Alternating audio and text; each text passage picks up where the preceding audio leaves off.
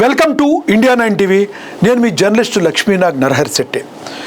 పవన్ కళ్యాణ్ ఈయన 2024లో అద్భుతంగా గెలిచిన తర్వాత అప్రతిహాసంగా దూసుకుపోతూ ఉన్నారు ప్రజాసేవ చేసుకుంటూ. ఇందులో ఎటువంటి సందేహం లేదు. ఆంధ్రప్రదేశ్లో 100% స్ట్రైక్ రేట్తో పోటీ చేసిన 21 అసెంబ్లీ స్థానాలు, 2 ఎంపీ స్థానాలు అన్నీ కూడా గెలిచి దేశానికే దేశంలో ఎక్కడా లేని విధంగా 100% స్ట్రైక్ రేట్తో విజయం సాధించి ముందుకు దూసుకుపోతున్నారు జనసేనాని పవన్ కళ్యాణ్.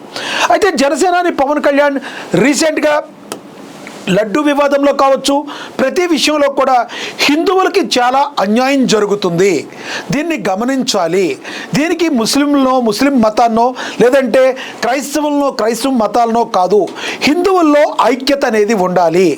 ఐక్యత అనేది కొరవడినప్పుడు మన హిందూ మతం మీద దాడి జరుగుతున్నప్పుడు దాన్ని అందరం కూడా ఎదుర్కొనే స్థితిలో ఉండాలి అని పవన్ కళ్యాణ్ మాట్లాడటం జరిగింది. వేరే మతాన్ని కించపరిచిన మాట్లాడిన మాటలు పవన్ కళ్యాణ్ గారు డిక్షనరీలో లేవని చెప్పడంలో అతిశయోక్తి కాదనుకుంటా బహుశా.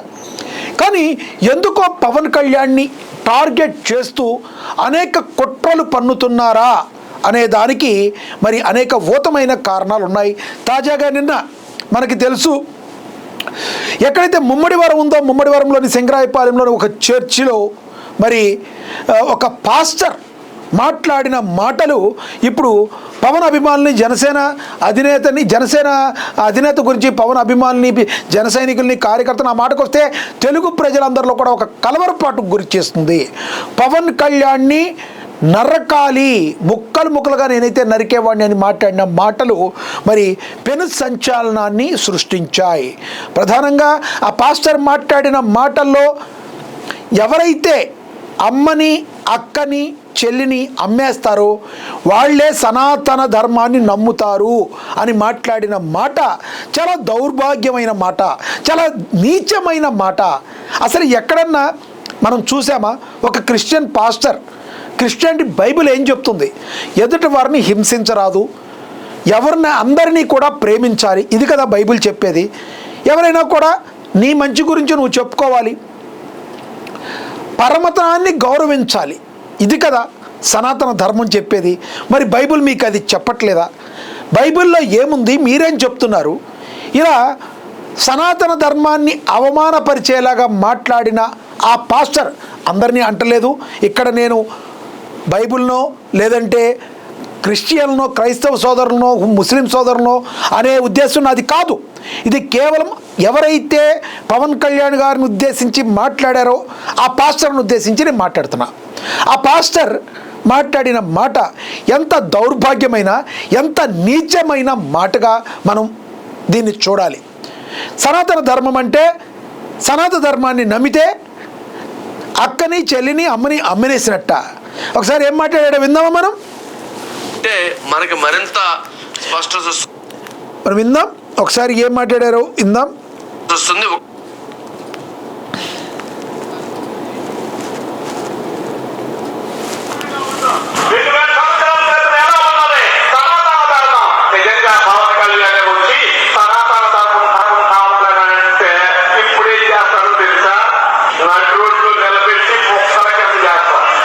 సనాతన ధర్మం అంటే పవన్ కళ్యాణ్ని ఏం చేస్తారో తెలుసా?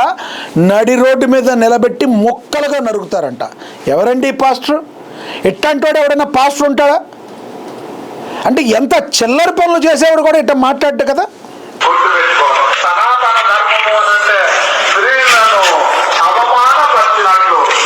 సనాతన ధర్మము అంటే అదంట స్త్రీలని అవమానపరిచినట్లంట.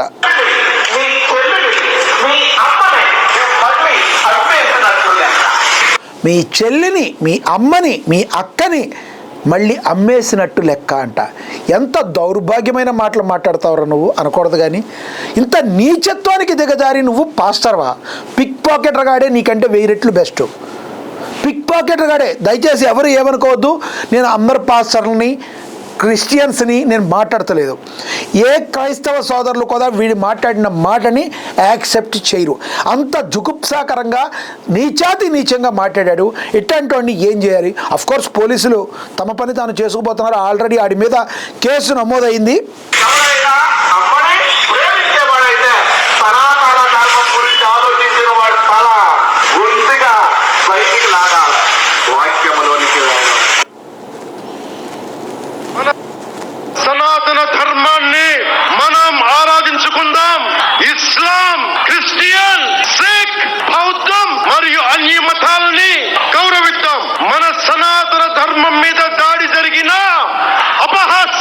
చేసినా దూషించినా ప్రాణాలొడ్డైనా సరే మనం సాయి శక్తిలో రక్షించుకుందాం. ధర్మానికి సంబంధించిన విషయం అధ్యక్ష, ఇదే ఇష్యూ కనుక, ఇదే సమస్య కనుక ఏ ఒక్క మతానికి జరుగుంటే హిందూ ధర్మానికి కాకుండా ఎవరికి జరిగినా కానీ ఈ దేశం గగ్గులైపోయి ప్రపంచం అంతా గగ్గులు పెట్టేసేవాడు.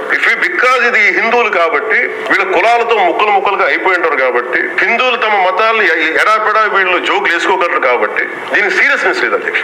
Every Hindu has to take a responsibility for this. Pawan Kalyan గారు అందేంటి, ఎవ్రీ హిందూ రెస్పాన్సిబిలిటీ తీసుకోవాలి, సనాతన ధర్మాన్ని నా ధర్మాన్ని కాపాడాలి. ఎక్కడన్నా పరమతాన్ని కించపరిచారా? ఏమిటండి వాడు మాట్లాడేది?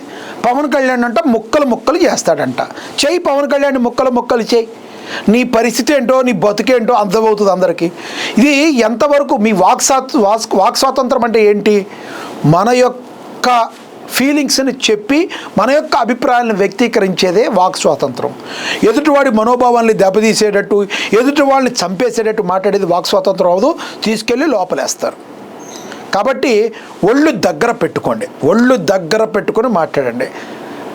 దీని వెనక ఎవరున్నారు, దీని వెనక మరో కుట్ర ఏదైనా ఉందా, ఏదైనా రాజకీయ పార్టీ అండుందా అని పరిపర విధములు అందరూ మాట్లాడుకుంటున్న పరిస్థితి. ఈ రకంగా పవన్ కళ్యాణ్ని ముక్కలు చేయాలని అంటుంది దేనికి?